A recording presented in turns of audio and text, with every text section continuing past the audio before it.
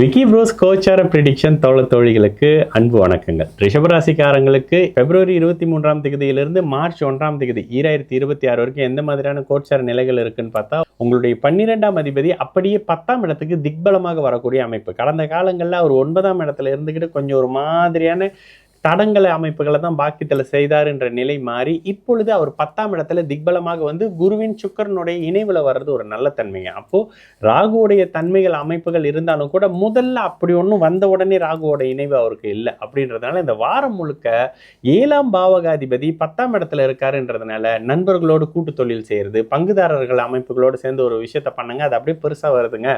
திடீர்னு ஒரு நண்பர் வந்து எங்கேயோ இருந்தாரு, சடன்லி வந்தாரு, வந்ததுக்கு பிறகு அவர் ஒரு ஐடியா கொடுத்தாரு, அந்த பிசினஸ் சேர்ந்து ஜாயின் பண்ணி செஞ்சோம், திடீர்னு அது பெருசா கை கொடுக்குற மாதிரி தெரியுதுங்கன்ற மாதிரியான நட்பு சார்ந்த அமைப்புகள் கை கொடுக்கக்கூடிய வாரம் ரிஷபராசிக்காரங்களுக்கு சொல்லுவேன். இதுலயும் 7ஆம் பாவகம் கணவனையோ மனைவியோ காதல் அமைப்புகளையோ புதிய காதல் அறிமுகத்தையோ கொடுக்கக்கூடிய தன்மையில அதனையுமே சேர்த்து ஒரு அளவுக்கு நல்ல தன்மையில செய்யப்படக்கூடிய அமைப்பு தான். 8ஆம் இடத்தை குரு பார்க்குறாரு. 8ஆம் இடத்தை குரு வக்கர நிலையில பார்க்கறது தொழில் அமைப்புகள்ல ஒரு மாதிரியான அழுத்த நிலை, வேலை பிரஷரை வச்சாலும் கூட இப்ப அதனை சமாளிக்கக்கூடிய அமைப்புகள். சந்திரன் கூட ராசியில 2-3 அமைப்புகள்ல தான் வர்றாரு இந்த வாரத்துலன்றதுனால வேலை தொழில் அமைப்புகள்ல நல்ல மாற்றங்களும் முன்னேற்றத்துக்கான அறிமுகங்களும் வரக்கூடிய ஒரு இனிய வாரமாக இந்த பிப்ரவரி இறுதி வாரம் 2026 சகல தரப்பு ரிஷபராசிக்காரர்களுக்கும் நிச்சயமாக இருக்கும்.